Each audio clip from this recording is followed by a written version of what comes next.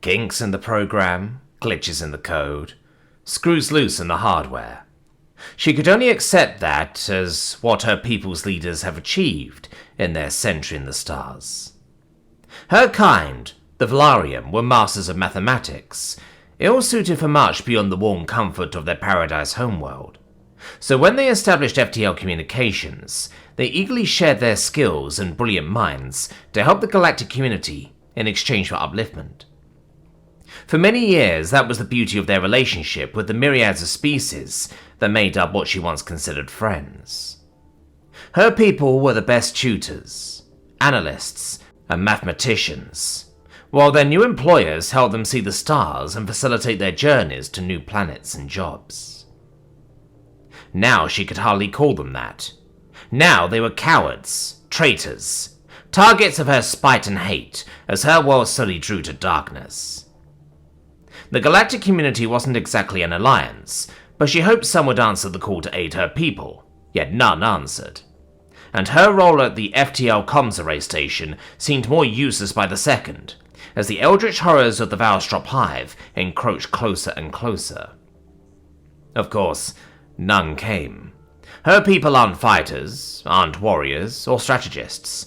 Their value is their minds and the wealth they had gathered, and only one would be lost when the Valstrop hive reduced her world to a lifeless rock. With a small spiteful fury, she sat up and took a deep breath as she tried yet again, her voice soft and harmonic as she spoke into the microphone, her people's programs translating the message to all forms of galactic dialects. "This is Miralea Zom of the Valarium on Volar. My planet is being beset by an existential threat. We are preparing to defend ourselves, but we need help. Please, if anyone is listening, please send any help you can, be it warriors or evacuation." Her hand releases the transmission button, sending her message with a collection of images and files to aid in explaining the threat. Her superior's hand rested on her shoulder, his tone warm even as they hopelessly manned the station. "Miralea, have faith. The goddess will guide us," he says, setting down a cup of stimulant for her. She snorted through her nose, her scales flexing as she breathed out her frustrations. "I didn't peg you for a traditionalist, Director Waalia," she says, sipping the stimulant. Director Waalia hums. "Nature of the job. Government work doesn't allow theology in office, but given the situation, I hardly care." He rolls a chair over, slipping his tail in before leaning back. "Besides, what will they do? Fire me?" he says with a chuckle, trying to lighten the mood. She nods with a bit of a chuckle too. "Well, I suppose that is true," she says softly, glancing to the timepiece on the wall and then out the window where her city was being rapidly transformed into a fortress by a people completely out of their element. "Have you any new information about how long until planetfall?" Director Waalia shakes his head softly. "The equation hasn't changed. Less than 50 sorps until it starts." She nodded, turned back to the instruments and got ready to try again. "Then we don't have a Zor to waste." Her hand shook, the microphone taunting her as her people fought and died for survival outside. It had only been 20 sorps since the Volstrop landed on her world, and their horrific forms proved near unkillable to her people's assortments of mismatched weapons bought in a hurry. Of the 7 cities that once marked the surface of her world, 3 have fallen. Over a few 100 billion of her people died, and here she still was, screaming into the cold, unfeeling void of space for help. Just as she was about to give up, to give in and abandon her station, a voice spoke back, but her terminal's translator ran wild, attempting to translate the cadence collection of sounds. Her breath caught. She wasn't sure if it was real and quickly spoke back. "This is Miralea Zom of the Valarium on Volar. Please, if you can hear these and can help, please respond." She felt a thrill run down her spine, her scales on end. The system was set to mute out the sound of the Volstrop, which meant whatever was contacting her was aid, hopefully. The same voice spoke back again, but the terminal couldn't translate it.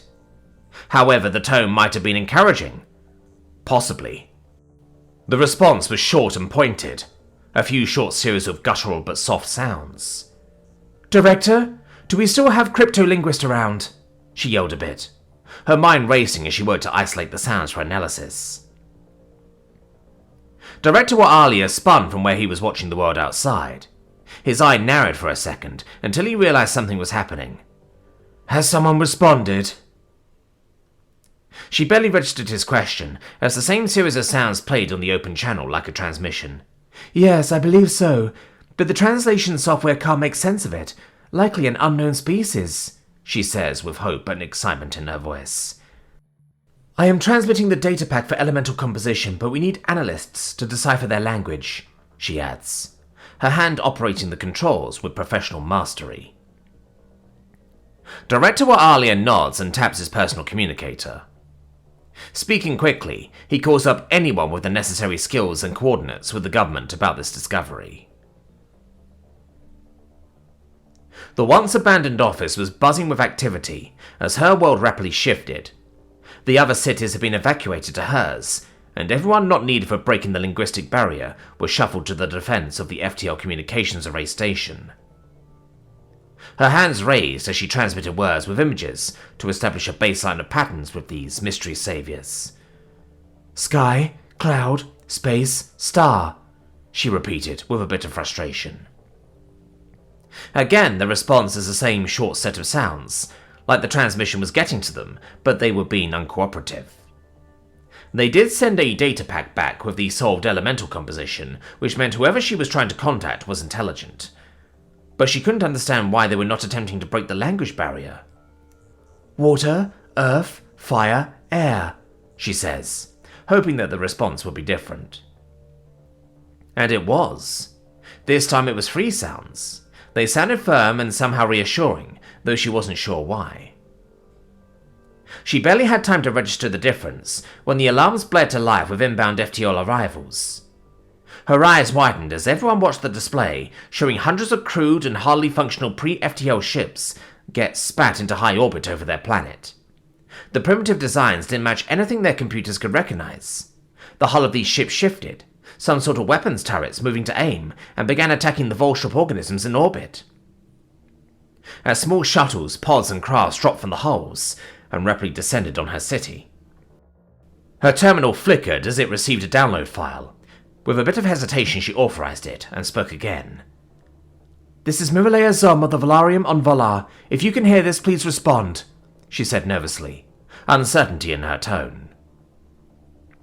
This time, the translator worked, thanks to the file, as it translated the alien words for her at a small delay. "Miralea Zom of the Valarium, this is Brigadier General Samantha Carter of Earth's First Star Fleet, of humanity. We apologize for the delay. My forces will take it from here. Please have your people hunker down and stay indoors." Her breath hitched. Warriors? Humanity? "We got you, Valariums. Humanity has arrived." Her mind couldn't believe it. With a creaking voice, she responded, "Thank you. Oh, Goddess, thank you." The news spread quickly as her people abandoned their posts to hide as soon as these humans landed and arrived at the barricades. Each was a warrior from their uniformed weapons and armor, but they were also so different. The warrior species of the galaxy often had natural weapons or defenses, yet these ones seemed to lack such things, relying on tool weapons like her kind needed. However, all moved with practiced efficiency as she watched the news. Her station had been taken over by some officials to coordinate with the Brigadier General. Her mind raced with the sight of these humans and their tools of war. They were fighting and doing so in a manner completely alien to all galactic standards, utilizing ranged weapons, held in their hands or mounted on armored vehicles. Their technology level was clearly far lower than the galactic standard, and yet it was so deadly inaccurate. Some sort of projectile throwers, but wasn't sending needles or spikes. They fought with a grim resolve as their fleet waged a bloody orbital war with the uncaring hive will of the Volstrop. Then the battle shifted. The Volstrop was losing ground and pockets of Valarians were found and rescued. Humanity was pushing the hive mind of horrors back, both on the ground and in space. Their warriors taking back her planet, one burning or vivisected monstrosity at a time. She could hardly believe it.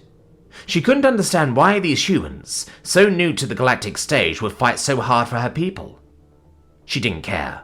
She wanted friends amongst the stars, and she would happily settle for whatever they looked like under their armor, even if they were more horrific than the Volstrop.